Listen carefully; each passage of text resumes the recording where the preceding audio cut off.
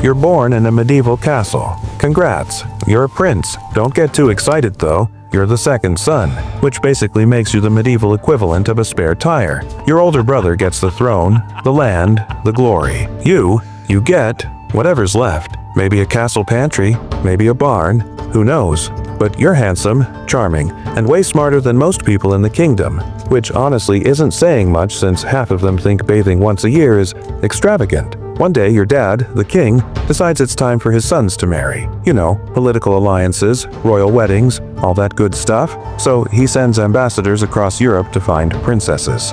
The job description must be beautiful, talented, rich, and preferably not cursed by a witch. Your dad's depressed, sulking around the castle like a middle-aged man who just got banned from his fantasy football league. That's when his minister, aka the guy with way too much power for having zero original ideas, suggests a plan. He drags you and your brother up to the highest tower, hands you each a bow and arrow and says, "Shoot an arrow. Wherever it lands, that's where your bride will come from." Yes, royal tinder by archery.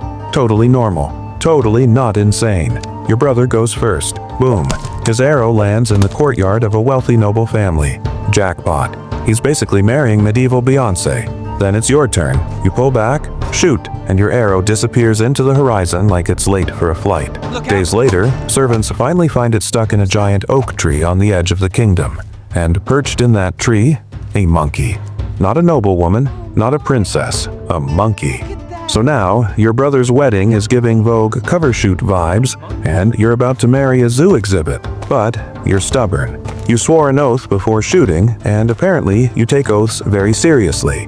So instead of demanding a redo like a normal person, you're like, nope, this is it. This monkey is my bride. Cut to the palace gardens. Your brother's having a royal ball, everyone's celebrating. Meanwhile, you're strolling around with your monkey wife, who's rocking a diamond collar and lounging on a velvet chair like she's some medieval influencer. Peasants are staring. You just nod at them like, yeah, that's right, be jealous. Eventually, your dad calls you in. He's like, son, you seem happy? Bring your wife to me. I want to give her gifts. Cue instant panic attack. You can't just walk in and say, hey dad, meet your daughter-in-law. She climbs trees and steals apples. But then the monkey casually hands you a broken piece of pottery. Yep, she's got side quests now. She says, go throw this into the hollow of that oak tree where you found me, and wait. You do it, because at this point, your life is already a fever dream. And guess what? Out steps a gorgeous woman, like Stop the Court gorgeous. Green dress, Disney princess energy, everything. She tells you to follow her, then vanishes. You sprint back to your chamber, fling open the door, and there she is, sitting on your throne. Monkey wife? Nope. Surprise twist. She's been a stunning enchantress all along. She smiles and says, yeah, the whole monkey thing? That was just a disguise. A loyalty test. Congrats. You passed. Now I'm your actual wife. And you're standing there like, wait, so I embarrassed myself parading around with a monkey and a diamond necklace because you wanted to run a medieval loyalty quiz? But hey, it works out.